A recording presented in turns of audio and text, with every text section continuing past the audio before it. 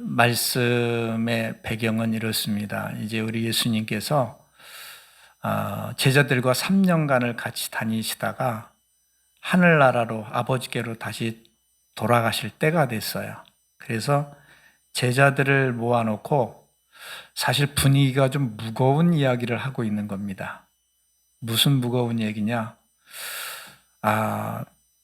이렇게 좀 위로를 주고 소망을 주고 좀 가벼운 얘기면 좋겠는데 굉장히 무거운 얘기가, 너희가 미안하지만 얼마 있다가 내가 간 후에 출교를 당하고 환난을 당하고 목숨의 위협을 당할 것이다. 그런 얘기를 하고 있는 거예요.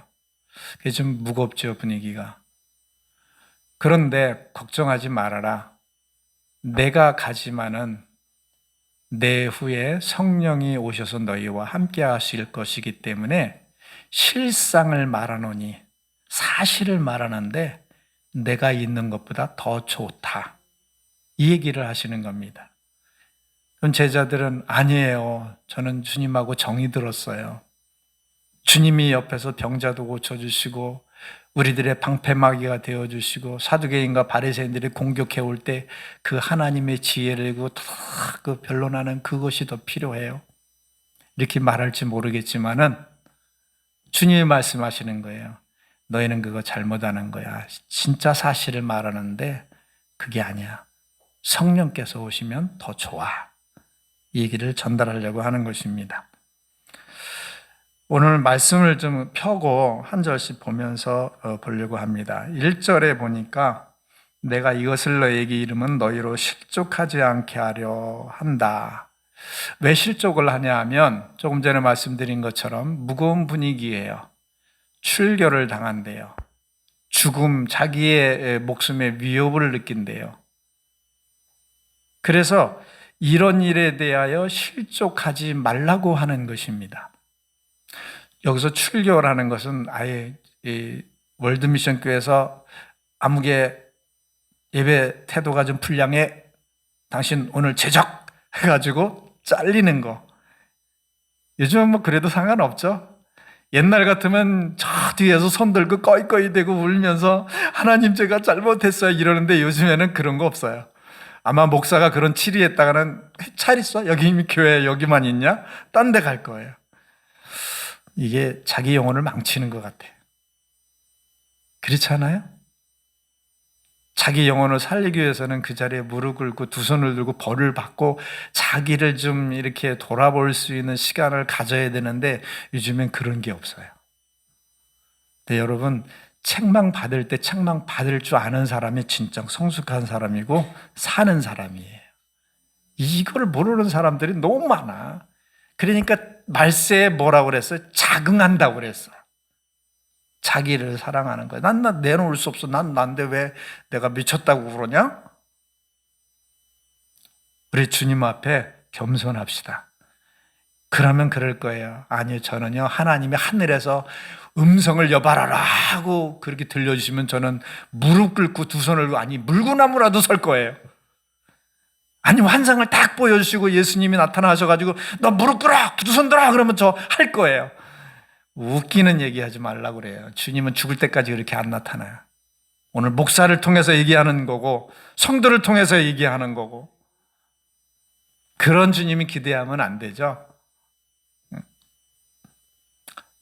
출교를 하는데 이 출교라는 게 우리가 교회에서 제적당한다는 뜻이 아니라 유대교에서 출교를 당하는 것은 민족에게서 쫓겨난다는 거예요. 민족 종교 유대교에서 쫓겨난다는 거예요. 사회에 매장을 당한다는 것입니다. 보통 어려운 문제가 아니에요. 보통 큰 문제가 아니에요. 이것은 사회에 매장당한다는 것은 죽음과 같은 겁니다.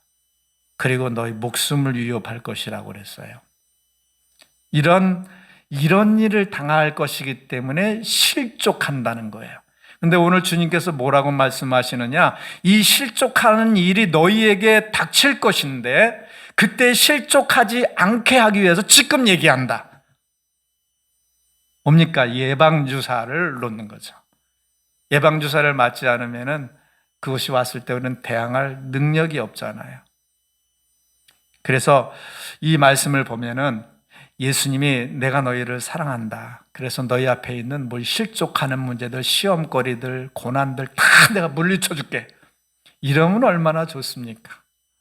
우리의 삶 동안에 맨날 로또를 맞게 하시고 맨날 대박나게 하시고 이러면 얼마나 좋습니까?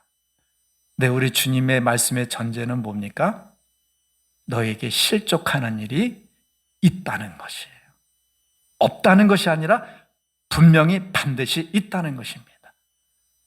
우리 주기도문에도 뭐라고 있어요? 우리를 시험을 없애준다는 얘기가 아니라 시험에 들게 말라고 그랬어요.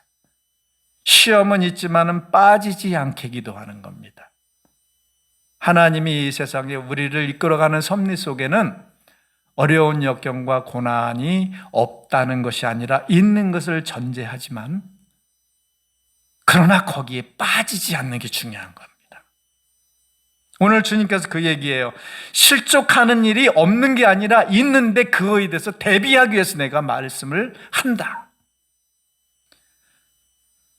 우리 욥기에서 봅시다. 시작. 나의 가는 길을 오직 그가 아시나니 그가 나를 단련하신 후에는 내가 정금같이 나오리라. 너무나 유명한 말씀이죠. 우리 하나님께서 우리가 사는 지경에, 우리가 사는 여정 속에서 이 고난이라는, 역경이라는, 슬픔이라는, 아픔이라는 이 모든 것을 제거해 주신다면 얼마나 좋을까요? 근데 우리 주님은 그것을 이용해서 우리의 가치를 높이기 원하는 거예요. 석수장인가 아무렇게나 뒹굴던 돌멩이를 갖다가 요리조리 보더니만 막 정을 쪼는 겁니다. 그 석수장의 머릿속에 있는 가치가 창출되기까지 계속 쪼는 거예요. 아파도 쪼는 거예요. 울어도 쪼는 거예요. 아이고, 고통스러워도 쪼는 거예요. 그게 고난인 줄 압니다. 왜요? 우리에게 그만한 영적인 가치를 만들기 위해서는 하나님께서는 끊임없이 쪼는 거예요. 그래서 그거에 그가 나를 단련하후에는 내가 정금같이 나온다. 연단받지 않는 사람은 별로 가치가 없는 것 같아요. 우리는 그런 꿈을 꿔요. 저도 그래요. 하나님 로또를 맞으면 하고 이제 꿈을 종종 꿀 때가 있습니다. 근데 우리가 저번에 얘기했던 것처럼 로또 맞아가지고 성공한 사람이 하나도 없대요. 다 망하든지 인생을 망친 사람이 대부분이라는 거예요. 공짜로 얻었기 때문에 가치 있는 돈이 아니잖아요. 우리 하나님께서 우리의 고난을 주는 것은 우리의 삶이 얼마나 가치 있게 만들려고 하느냐. 그건 거잖아요. 또 한번 봅시다. 시작. 내가 주께 대하여 귀로 듣기만 하였었더니 이제는 눈으로 주를 배움나이다. 이게 무슨 말입니까? 욥이 전에 하나님의 축복을 받아서 잘 살았어. 이대로 삶이 끝나면 좋은 줄 알았어. 그게 복인 줄 알았어요. 근데 어느 날 사단의 상소를 받고 하나님께서 욥에게 시험거리를 주잖아요. 자녀를 하루아침에 다 죽여버려. 재산을 다 뺏어가 버려. 온몸이 병이 들어버려. 아내도 떠나가 버려. 세상에 이런 끔찍한 일이 어디 있습니까? 이런 혹독한 고난 속에서 욥이 고백한 말이 저거예요. 전에는 내가 귀로 들어가지고 그래 그런가 보다, 하나님이 그런가 보다 했는데 고난을 통해서 이제는 눈으로 보는 것처럼 안 돼. 진짜 하나님을 확실하게 알게 되었대요. 우리의 고난을 통해서 우리의 믿음은 깊어져 가는 줄 압니다. 누가 노사연 씨 노래 좀 불러줄래요? 뭐가 아니라 뭐 하는 거라고? 뭐 하는 것이 아니라? 늙어가는 것이 아니라 익어간다. 인생의 많은 갓난 신고를 겪으면서 우리는 그냥 늙어가는, 쭈글쭈글 늙어가는 게 아니라 그 인생에서 익어간다는 거예요. 우리 하나님께서 우리를 왜 고난을, 내 실족하는 걸 위해서 왜 실족을 전제했느냐, 아예. 익어가기 위해서. 하나님의 뜻을 만들기 위해서. 우리 예수님은 하나님의 아들이셨지만 시험을 받으셨어요. 광야로 내모셨어요. 그것도 성령에 이끌려서. 마귀가 이끌어갔어요? 아니에요.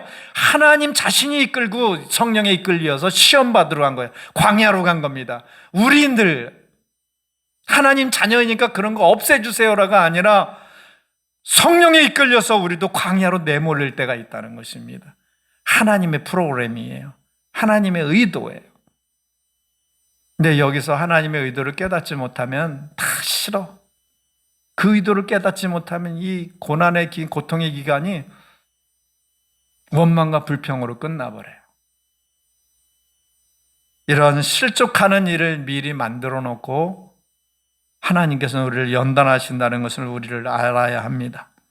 우리 또 한번 봅시다. 시작. 생각건대 현재의 고난은 장차 우리에게 나타날 영광과 좋게 비교할 수 없도다. 그래요.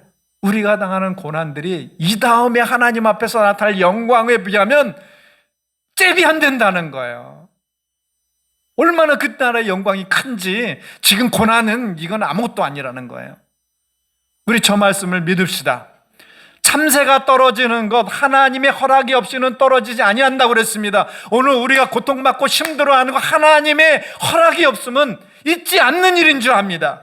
하나님의 의도를 가지고 안배해 놓으신 거예요. 참새를 주장하는 것처럼 저 말씀을 꼭 믿읍시다. 그래서 오늘 내게 당하는 모든 어려움과 기간은 무의미한 것이 아니라 앞으로 나타날 엄청난 영광을 위해 준비하는 것이다. 믿습니다. 그 다음에 4절 봅시다. 4절 다 같이 읽어볼까요? 시작. 오직 너희에게 이 말을 한 것은 너희로 그때를 당하면까지. 자, 지금 예수님께서 예방주사를 놓으시는 거죠. 이 예방주사를 맞는 거는 너희가 감기 걸릴 때가 있을 것이다. 너희가 코로나 걸릴 때가 있을 것이다. 너희가 실족해서 넘어질 때가 있을 것이다. 그래서 지금 그때를 위해서 그 얘기인 거예요. 그때를 당하면. 미리 되어진 말씀이 예수님께서 지금 하는 말씀이 위경에서 그들의 영혼을 구원하도록 하나님께서 주님께서 준비하고 계신다는 겁니다. 우리 전쟁은 나서 전쟁을 준비하는 게 아니라 전쟁 나기 전에 준비하는 거잖아요. 건강, 오늘도 그냥 다 성한 사람이 거의 없이 최소한 낫거나 진행 중이거나 좀 컨디션이 안 좋은 오늘 그래서 이렇게 됐는데 참. 근데 그런 얘기를 들어요. 나이가 드니까 이제는 건강은 건강할 때 지켜야 된다. 그렇죠? 건강할 때 지켜야 된다. 특히 우리 나이 때는 건강할 때 지켜야지. 이게 좀 이제 나중에 아프면 그때부터 운동해야지. 이건 늦은 거예요. 이 나이가 먹어갈수록 건강이 회복이 안 되고 늦는데요. 회복 속도가. 그러니까 우리 건강할 때 지켜야 돼요. 하나님의 말씀도 나중에 환난 때에 내가 하나님 찾지, 고난당할 때 내가 하나님 찾지, 그거 아닙니다. 건강할 때 평상시에 많이 먹어두세요. 뭐를? 하나님의 말씀을 쟁여두세요. 우리 매일 요새 맨날 말씀 정하잖아요. 그 말씀 그냥 흘려보내지 마세요. 제가 지금 설교를 하고 이러는 것도 제가 준비해서 하는 게 아니에요. 말씀 모든 것이. 저는 어렸을 때부터 성경을 많이 읽어왔기 때문에 그것이 암송이 됐어요. 거의 다 그때 외운 거예요. 어렸을 때 암송한 것이. 그것이 제가 힘들고 어려울 때 말씀이 문득문득 생각이 나서 저의 심령을 붙잡아 주더라고요. 그럼 매일 말씀 아멘 안 하는 그 반동분자들이 있는데 뭐 속으로 하시죠? 쑥스러워서 안 하시는 거죠? 여러분 그 말씀 매일 쟁여두세요. 한 가지 옛날에 안희숙 씨의 그 책에 보면 죽음은 죽으라 책에 보면 이 내용이 나오죠. 일정시대 때에 신사참배를 반대해서 고개 들어간 사람이 많이 있어요. 그래가지고 유관순 씨라든가 많은 사람들이 그 옥고를 치르고 죽죠. 손톱이 잘리고 뭐 그때 고문 이루 말할 수 없잖아요. 이루 말할 수 없어요. 그 고문 중에서 내가 언제 죽을지를 모르는 거예요. 그러면 자기가 평상시에 암송했던 성경을 벽에다가 긁어가지고 긁을 게 없으면 자기 손을 깨물어서 피로다가 성경 구절을 쓰는 거예요. 벽에다가. 하나님은 사랑이시라. 끝까지 견디는 자는 구원을 얻으리라. 등등 벽에다 쓰면은 그 사람은 죽고 그 다음에 또 다른 사람이 감옥에 들어와서 그 성경 구절을 보고 순교할 수 있는 용기가 생기는 거예요. 죽어도 좋다. 하나님의 말씀이 그 사람을 휘감습니다. 용기를 줍니다. 뭐가? 말씀이 그를 붙잡는 거예요. 너희가 출교를 당하고 죽음의 위기에 있을 때에 지금 내가 이르는 이 말이 너희를 잡아줄 거다라는 거예요. 하나님의 말씀이 우리를 붙잡는 줄 믿습니다. 깊은 수렁, 깊은 웅덩, 기가 막힐 웅덩이에 있을지라도 그 말씀이 우리를 붙잡아주는 줄 믿습니다. 그 말씀을 위해서 하나님께서 지금 얘기를 하시는 거예요. 시편 봅시다. 시작. 주의 말씀은 내 발의 등이요 내 길이 빛이니이다. 언제든지 내가 가는 길에 등이래요. 내가 내 인생을 헤매고 어둡고 암울할 때에도 빛이 되어 주신대요. 다시 말하기를 내가 범죄치 아니하려 하여 하나님을 떠나지 아니하려 하여 주의 말씀을 내 앞에 놓았나이다.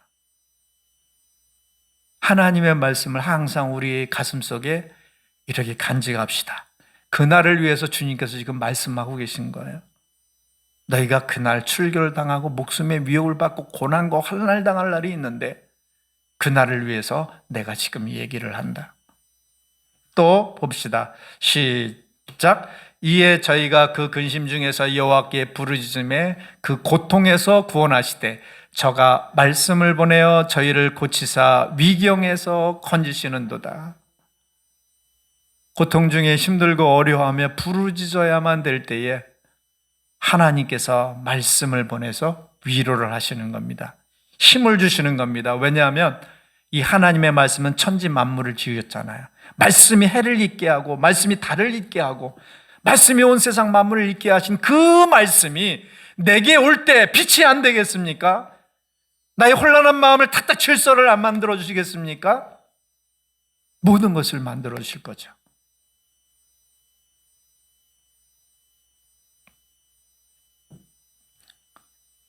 다 같이 7절을 읽어봅시다.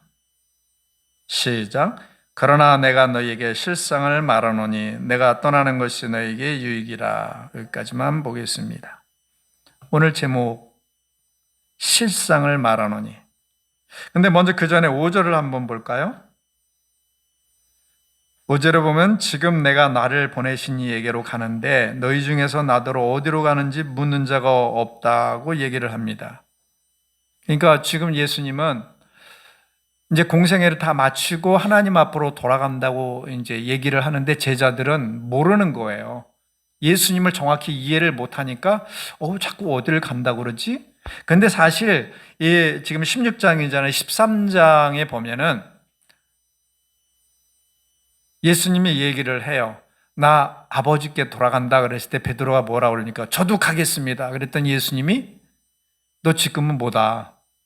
그러나 좀 있으면 올 거야. 왜냐하면 지금은 내가 살아있으니까 못 오지만 죽은 후에는 예수님과 함께 할 거라는 얘기잖아요. 그때 이미 알았어요. 뭐를 알았어요? 이 제자들이 예수님이 하나님께로 돌아간다는 걸 알았어요. 근데 왜 여기에 너희가 내가 아버지께로 가는데 묻는 자가 없다고 왜 얘기했을까요?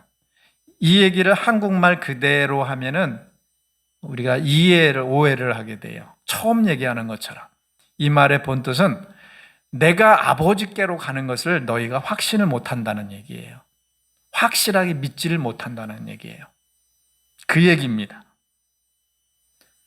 그래서 지금 확신이 없는, 아직 믿음이 없는 제자들에게 예수님이 뭐라고 얘기하고 있습니까?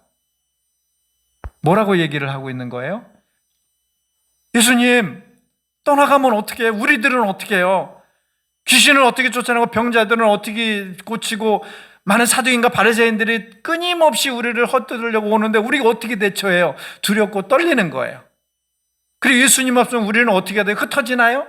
이런 등등 많은 불안의 요소를 안고 있는 제자들에게 주님께서 얘기하시기를 뭐라고 얘기하느냐? 실상을 얘기해 주겠다.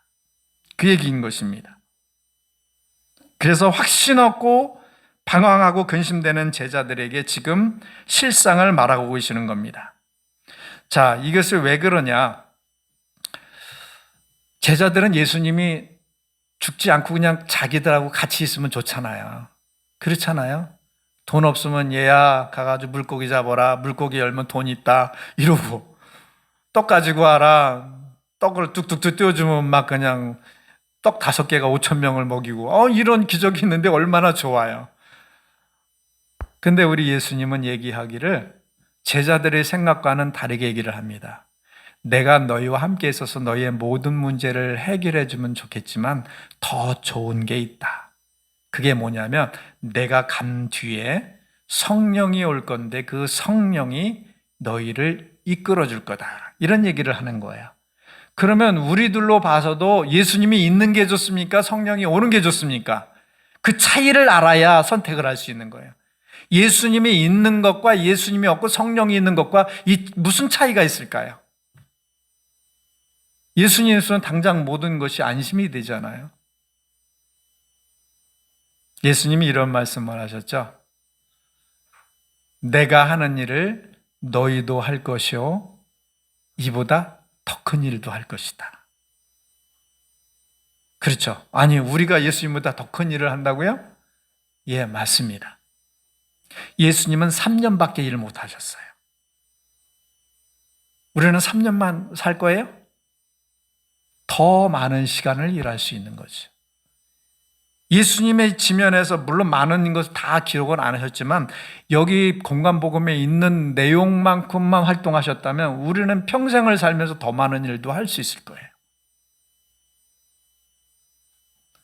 성령에 의해서 일어나는 많은 일들이 있어요. 왜냐하면 내가 하는 것이 아니라 우리 속에 임하시는 성령이 예수님의 일을 하는 것이기 때문에 예수님은 시간적으로 공간적으로 팔레스타인에서 또 3년만 하셨지만 우리는 평생 전 세계를 대상으로 일할 것입니다.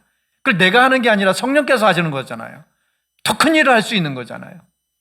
그러면 예수님과 함께 일하는 게 좋습니까? 성령과 함께 일하는 게 좋습니까? 또 예를 들어 예수님은 팔레스타인 지방에서만 하셨어요. 비행기 타고 어디 다른 나라 안 가셨어요. 그 한국에 있는 사람은 어떻게 해요? 일본에 있고 미국에 있고 호주에 있고 뉴질랜드에 있는 사람은 어떻게 해요? 공간적인 제약이 있단 말이에요. 근데 성령이 오시면 영으로 함께 하시기 때문에 어디나 다 계셔서 시간과 공간을 제약을 안 받고 더 많은 일을 할 수 있습니다. 또 예수님은 아무리 많이 그 성경에 보면 제일 많이 숫자적으로 보면 5,000명에게 설교하신 게 제일 커요. 근데 우리가 하는 것은 어떻게 할까요? 5,000명보다 더 많은 사람을 놓고 설교도 할 수 있어. 뭐를 얘기합니까? 예수님은 예시적으로 그때 제한적으로 일하셨지만 성령이 오시면 더 광의적으로 광범위하게 일을 할 수 있는 겁니다. 이 위에도 이점은 더 많아요. 어떤 이점일까요? 예수님이 베드로에게 베드로야 나는 하나님의 아들이야.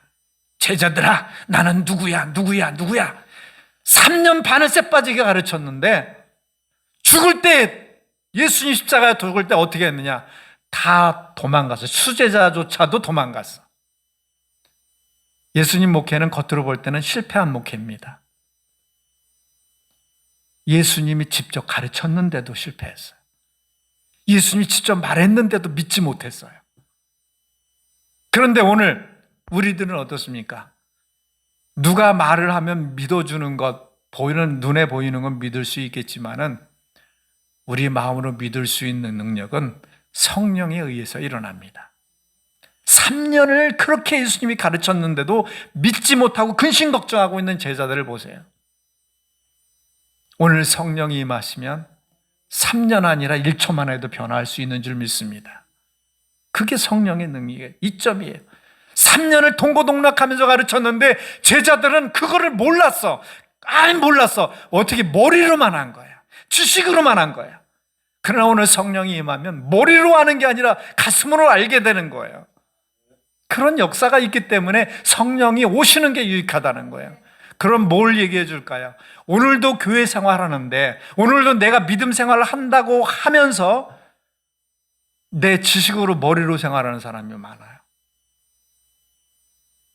분명히 그랬죠. 처녀가 잉태하여 아들을 낳으니 그 이름을 임마누엘이라 한다고 그랬는데, 임마누엘의 뜻은 너희와 함께 한다고 그랬어요. 너희 가운데, 어몽 유, 너희 가운데도 임하지만 in your heart, 너희 마음속에. 여러분, 성령께서는 우리 삶 속에, 우리 생각 속에 임하시는 줄 믿습니다. 성령 우리 삶 속에, 우리 가슴 속에 임하시는 줄 믿습니다. 어느 곳에나 무엇을 하든지 성령께서는 함께 서려 계셔요. 영원토록 너희와 함께 하신다고 그랬잖아요. 이 사실을 믿으시기 바랍니다. 예수님 당시는 그러지 않았어요. 예수님이 저쪽에서 말씀하시면 뭐라고요? 안 들려요. 크게 말씀해 주세요. 이래야만 됐어요. 근데 지금은 성령이 우리 마음속에, 내가 믿음을 가지고 심령만 열면 성령의 음성이 들려요. 그거 우리 훈련합시다. 내 마음속에 들리는 성령의 음성을 깨닫는다면요, 이게 얼마나 기쁠까. 이래도 들리고 저래도 들리고, 저 동네 가도 들리고 이 동네 가도 들리고, 괴로운 중에도 들리고 기쁨 중에도 들리고. 이거 도깨비방망이 가진 것 같지 않겠어요? 실상 그런 것이 우리에게 있습니다. 성령이 우리에게 오셨지 않습니까? 주님이 가셔서 이제 성령 시대로 성령이 우리에게 오신 거예요. 그것이 유익하다는 얘기죠. 도움이 된다는 얘기죠. 내가 있는 것보다 더 좋은 것이다. 그 얘기를 하고 있는 것이에요.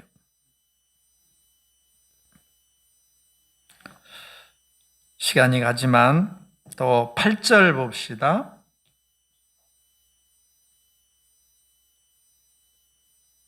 그가 와서 죄에 대하여, 의에 대하여, 심판에 대하여 책망하시리라. 지금 성령께서 오시면 하는 일에 대해서 말씀을 해주고 있습니다. 근데 거기에 보면 죄에 대하여, 의에 대하여, 심판에 대하여, 이 말씀에 대해서는 좀 깊이가 있어야 되고 분량이 많기 때문에 따로 나중에 기회 있으면 말씀을 전하겠습니다만, 한마디로 죄에 대하여, 죽으심에 대하여, 의에 대하여, 심판에 대하여는 십자가를 하는 겁니다. 십자가를 중심으로 해서. 무엇이 죄냐? 유대인들은 하나님을 잘 몰랐어요. 알기는 잘 알았죠. 어떻게 알았느냐? 공부한 걸로. 율법에 의해서 하나님이 이런 하나님이고 이렇게 말씀하셔서 아주 빠삭하게 잘 알았어요. 그런데 실상을 모른 거죠. 우리 주님은 하나님 아버지와 함께 계셨던 분이기 때문에, 그분이 세상에 오셨기 때문에 하나님을 너무너무 잘 아세요. 근데 이 유대인들은, 율법사들은, 장로들은, 사두개인들은 어떻게 알았습니까? 지식으로 안 거예요. 그런데 어느 날 예수님이 와가지고 내가 하나님의 아들이라 그랬더니, 웃기지만 너 갈릴리 그 가난한 동네에 사는, 뒷동네에 사는, 달동네에 사는 요셉의 아들이잖아. 네가 무슨 하나님의 아들이라고 웃기지 말라고 그래요. 예수님이 계속 하나님의 아들로서 증거를 나타내고 막 하니까 이 유대 지도자들이 시기한 거죠. 감히 요셉의 아들 갈릴리에 사는 조그만 자가 하나님의 아들이라고 그러니까 참남하도다 그래가지고 예수님을 십자가에 못 박았어요. 자, 이것은 진짜 하나님의 아들인데 그들은 몰랐어요. 그리고 십자가에 못 박은 거예요. 그 자체는 죄예요. 몰랐잖아요. 모르고 아는 체하고 죽인 거잖아요. 또 의라는 것은 뭡니까? 의라는 것은 물론 신학적에는 의가 있어요, 여기서. 그러나 간단하게 말하면 의는 누가 옳은 거예요? 주님이 옳잖아요. 하나님으로부터 오신 주님이 옳은 거예요. 근데 유대인들은 자기네들이 옳다고 죽여버린 거예요. 심판해버린 거예요. 그들의 법대로, 그들의 율법대로. 이것을 죄와 의와 심판에 대하여 성령이 오시면 깨닫게 하신다는 거예요. 우리 예수님은 십자가에 돌려 돌아가실 때 이런 말씀하셨어요. 가상칠언 중에 하나가, 주여 저들이 하는지를 알지 못합니다. 저들의 죄를 용서해 주세요. 그들은 그렇게 예수님을 죽이는 게 하나님을 위한 것인 줄 알았어요. 예수님 말씀처럼 모르고 그랬던 거예요. 그리고 나서 나중에 성령이 오셔서 그때는 몰랐지만은, 예수님이 증거할 때는 몰랐지만 성령이 팍 안에 들어가서 그들 마음을 깨닫게 하시니까, 열어주시니까, 아, 내가 그때 죽였던 게 진짜 하나님의 아들이었구나 깨닫게 된다는 거예요. 성령의 역사에 의해서. 그래서 성령이 오시게 되는 것은 지식으로 알지 못하는 것, 경험으로도 알지 못하는 것, 그 모든 것을 깨닫게 할 수 있는 능력이 있는 줄 믿습니다. 내가 하고 싶어도 하지 못하는 게 우리예요. 근데 그것을 할 수 있게 하는 게 우리 속에 역사는 성령인 줄 믿습니다.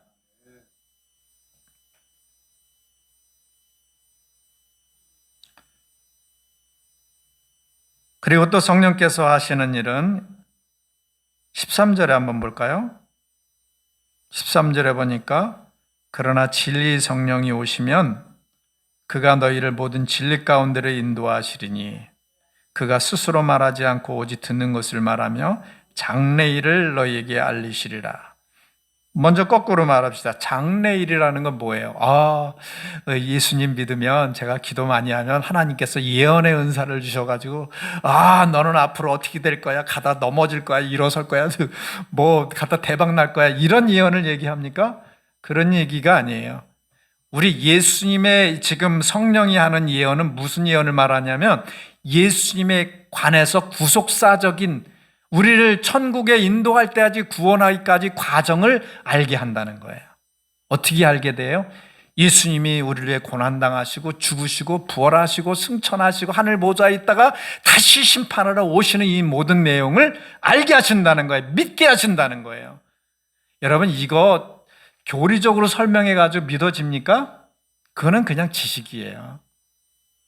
하나님께서 마음을 열어줘야 믿는 마음이 생기는 겁니다. 열어줘야 믿는 마음이 생기는 거예요. 우리 장복은 씨도 여기 그랬잖아요. 목사님이 여기 온 게 그냥 온 게 아니라 하나님의 마음을 인도했다. 근데 모르면은 난 내가 온 거야 라고 하지만 나중에 믿음으로 들어가 보면 하나님께서 그때 내 마음을 움직여줬구나. 그걸 알게 될 것입니다. 오늘 성령께서 우리의 마음을 열어주실 수 있는 능력을 주십니다. 바로 장래일을 알게 하는 능력을 주십니다. 우리의 구속이, 우리의 구원이 끝날 때까지 이를 믿게 만드는 거예요. 그 다음에 13절 다시 한번 우리가 읽어본 말씀 보면 진리 성령이 오시면 그가 너희를 모든 진리 가운데로 인도하신다. 자, 우리는 살면서 무엇이 옳은 것인지 그른 것인지 참 혼란할 때가 있어요.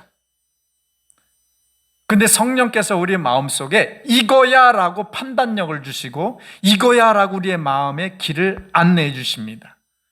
그것이 성령께서 하시는 일이에요. 우리는 착각을 해요. 무슨 착각을 하냐면 성령이 임하시면 내가 권능을 받고 은사를 받고 내가 무엇도 할 수 있고 무엇도 할 수 있고, 물론 그래요. 그러나 그건 굉장히 지엽적인 문제입니다.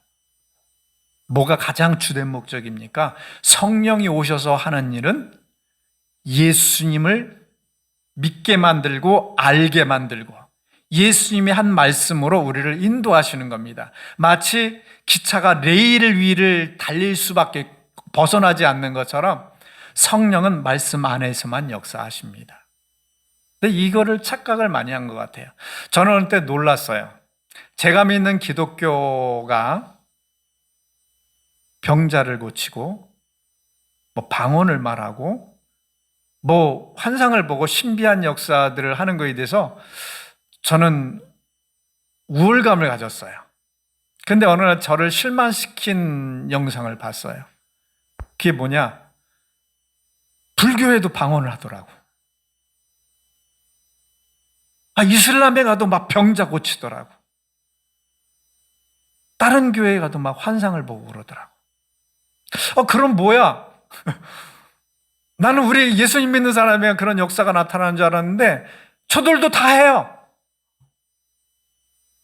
이 혼란이 왔어요.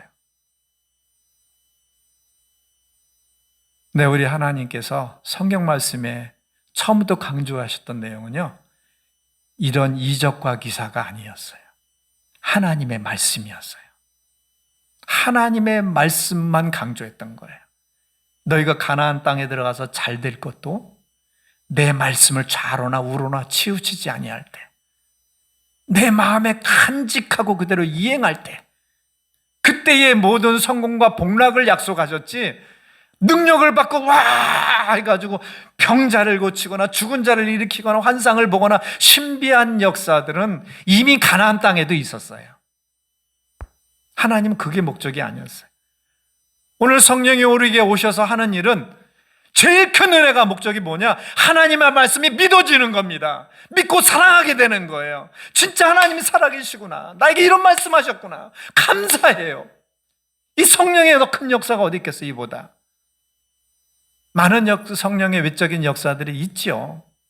그게 목적이 아니에요. 진짜 목적은 말씀이에요. 오늘 말씀이 그랬잖아요. 성령이 오셔서 13절에 보면 오직 듣는 것을 말하시며, 듣는 게 뭐예요? 예수님으로부터 듣는 하나님의 말씀이에요. 자, 봅시다. 거꾸로 얘기합시다. 성령님은 오셔서 자의로 말하지 않으셨다고 그랬어요.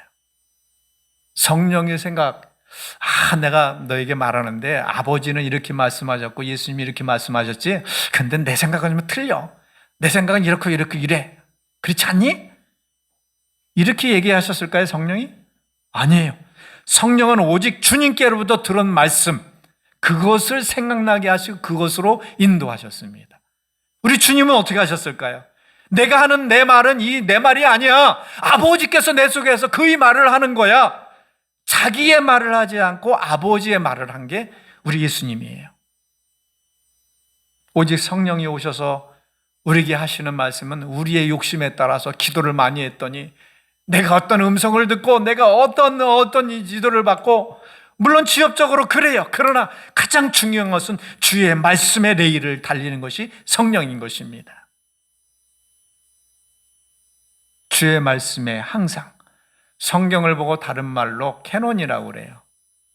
캐논이라는 무슨 뜻일까요? 잣대라는 뜻이에요. 아까 말씀드린 것처럼 이단, 사입이 다른 종교에도 환상이 있어요. 음성이 있어요. 많은 영적인 증상들이 있어요. 내가 기도했는데 어떻고 저떻게, 그러면 캐논을 들이대는 거예요. 말씀을 들이대는 거예요. 주님이 하신 말씀을 들이대는 거예요. 이게 말씀에 부합한 것이냐? 제가 갔다 하는 데서도, 미국에 있을 때도 보면 샥 하면 사람들 넘어가고 금리빨 생기고 뭐고, 좋아요. 그 부인하는 거 아니에요. 하나님도 그러실 수 있어요. 문제는 말씀이 없고 맹신적으로 그런 신비적인 형상만 따라다니는 사람들이 망합니다. 오늘 성령은 오직 진리 가운데로 행하시는 줄 믿습니다. 진리가 없는 가운데는 아무것도 아니에요. 이게 죽은 자를 살려도 소용이 없는 거예요. 홍해를 갈라도 아무 의미가 없는 거예요.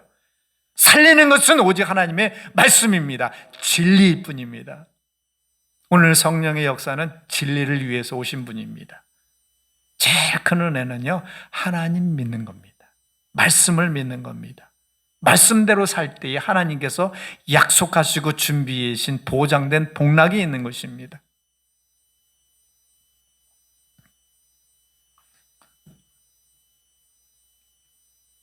로마서에 보면, 시작. 이와 같이 성령도 우리 연약함을 도우시나니 우리가 마땅히 빌바를 알지 못하나 오직 성령이 말할 수 없는 탄식으로 우리를 위하여 친히 간구하시느니라. 성령은 우리가 잘하는 대로 파라클레토스, 돕는 자예요. 연약해서 할 수 없어서, 능력이 없어서 아무것도 못하는 우리 속에 오셔서 생각을 주시고 위로를 주시고 용기를 주시고 소망을 주시고, 이런 분이세요. 그 성령이 우리가 하지 못하는 것을 자꾸 생각나게 하십니다. 생각나게 하셔요. 제가 전에도 간증을 드렸죠. 기아자동차에 저는 기계를 전공한 사람이 아니었는데 어찌하다 기계관리 과장이 됐어요. 그래서 하나님 앞에 두렵고 떨리는 마음으로 하나님 앞에 큰 영광로가 펄펄 끓는, 거기는 그냥 올라갈 수 없어요. 방독면을 쓰고 올라가야 돼. 여름에도 샤워하는 것처럼 땀이 삐질삐질 흐릅니다. 아무도 올라오지 않으니까 거기서 방독면을 쓰고 기도를 합니다. 하나님, 감당할 수 없어요. 지혜를 주세요. 성령께서요, 저 신기한 체험이죠. 무슨 로봇에 뭐가 고장나면 회로를 보여주세요. 정확히 보여주세요. 저는 가보지도 않고 부하 직원들한테 여기 가서 찍어보세요. 그러면 갔다 와서 얼굴이 상기가 돼서 그래요. 과장님 어떻게 하셨어요? 성령이 알려주세요. 여러분, 우리가 어떤 것이 하나님의 뜻인지 알고 싶어서 그렇게 발버둥칠 때 성령 우리의 영을 열어주시는 줄 믿습니다. 감각을 주시는 줄 믿습니다. 오늘날도 그런 성령의 역사가 있어요. 또 성령이 오셔서 우리의 마음이 얼마나 강팍합니까? 내가 나를 알지 못하고 내가 얼마나 강팍한지도 몰라요. 제가 언젠가 집회할 때 초등학교 1, 2학년이나 됐을 그 아이가 회개를 하고 눈물을 흘리면서 울면서 회개를 하는데 어떤 회개를 하는지 아십니까? 하나님, 너무 부끄러워요. 제가 너무나 많은 죄를 지었어요. 죄송해요. 용서해 주세요. 그렇게 바닥을 뒹굴뒹굴 굴면서 우는데 생각을 해보세요. 초등학교 1, 2학 학생이 무슨 도덕적인 죄를 지었을까? 무슨 잘못을 그렇게 많이 했을까? 그런데 자기의 가슴을 치면서 떼굴떼굴 굴면서 회개를 해요. 이것은 하나님 앞에 설 때만 발견되어질 수 있는 거예요. 성령은 나도 나를 모르는 나를 깨닫게 해주십니다. 회개의 영을 이루어 주세요. 그래서 우리는 하나님 앞에 발견되어지면 죄인으로 드러나지 않을 사람이 하나도 없잖아요. 우리는 겸손해야 할 줄 압니다. 우리 성령께서는 회개를 주세요. 우리 사도 바울이 그랬잖아요. 바울로 바뀌기 전에 사울이 됐을 때 예수 믿는 이 사람들 다 잘못된 거야. 다 죽여버려! 하고 다 감옥에 데리고 왔잖아요. 그리고 나서 또 자기네 나라에서도 부족하니까 저 외국에까지 가가지고 예수 믿는 사람 붙잡아다 감옥에 쳐넣으려고 가다가 예수님을 빛으로 만나잖아요. 해보다 더 밝은 빛을 만나서 눈이 멀고 누굽니까? 그랬더니 나는 내가 핍박하는 예수다. 아니, 제가 죽이려고 하는 예수가 진짜 하나님의 아들입니까? 그때서야 회개의 영이 임하잖아요. 회개하게 되잖아요. 성령이 임하신 겁니다. 도대체 요새는 리메이킹이 돼서 안 나오대. 옛날에 그 유다 배너 영화 있잖아요. 그 배너를 쓴 사람이 루 윌리스인가요? 그 사람이잖아요. 그 사람이 왜 배너를 쓰게 됐느냐? 예수 믿는 사람을 다 거짓말 가지고 허구 가지고 지금 다 쏟고 있는 거야. 내가 성경을 파헤쳐가지고 이 허구를 낱낱이 드러내야겠다 해가지고 막 성경을 읽는 중에 성령이 임해버렸어요. 자기가 얼마나 죄인인지를 알았어요. 하나님이 살아계신다는 걸 알게 됐어요. 성령의 역사입니다. 그러고 나서 쓴 게 배너예요. 성령은 오셔서 우리의 마음에 나도 모르는 것을 회개케 만드십니다. 주님이 계셨더라면 너 회개해, 너 잘못된 거야 이랬다면 회개했을까요? 겉으로 말하는 거 가지고 우리는 회개하지 않아요. 성령이 내 속에서 그런 역사를 이루셔요. 내가 할 수 없는 것을 하게 만드셔요. 깨닫지 못하는 것을 깨닫게 하셔요. 우리는 기도해야 합니다. 성령님, 내 속에 오셔서 나를 밝혀주세요. 무너진 나를 세워주세요. 주님도 하실 수 없던 그 일들을 성령이 오셔서 다 하시잖아요.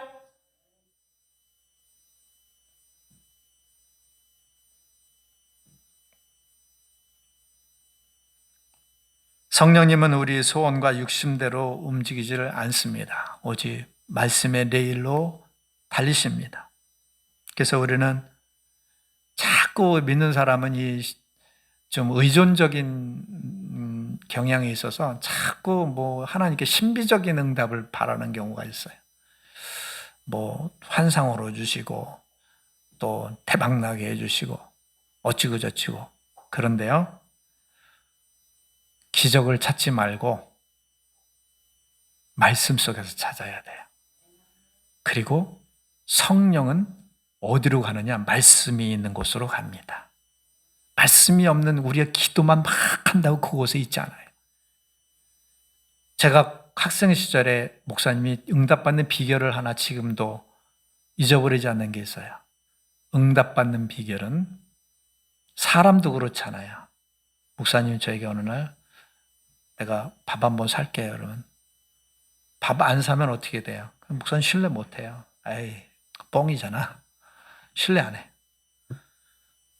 우리가 응답받을 수 있는 비결은 하나님 말씀을 가지고 하나님께 대드는 겁니다. 하나님 여기 이렇게 있잖아요. 이렇게 해주신다고 그랬잖아요. 우리가 하나님의 말씀을 가지고 기도할 때에 나갈 때 성령은 거기에 역사하십니다. 내 속에 역사하시고 주위의 모든 것을 역사해 주십니다. 이렇게 예수님께서 환난과 공고 중에 두려움에 떨고 있는 제자들에게 내가 있는 것보다 나를 보지 말고 앞으로 너희 속에 오셔서 역사하실 성령과 더불러서 모든 환난과 공고를 승리하고 이겨나가라. 너희 삶 속에 면면이 디테일하게 역사하는 성령과 동행하라. 그 얘기를 하는 겁니다. 오늘 성령과 동행하는 삶이 우리 속에 있을 때 주님과 함께 있는 것보다 더 큰 유익을 누리게 될 줄 믿습니다. 우리 삶 속에서 면면히 말씀을 따라가십시오. 그리고 성령이 임할 것입니다. 그리고 성령은 멀리 계시는 분이 아니라 내 속에 있는 분이에요. 그래서 우리 하갈이 그렇게 물을 찾아 헤매다가도 없어서 마지막 죽음을 놓고 방성되고 그랬더니 하나님께서 짠눈을 열어주시니까 바로 옆에 있는 걸 몰랐는 거야. 하나님이 열어주셔야 돼요. 알게 해주셔야 돼요. 내 마음을 보게 해주셔야 돼요. 성령이 임하셔서 우리에게 그런 복이 있기를 축원합니다.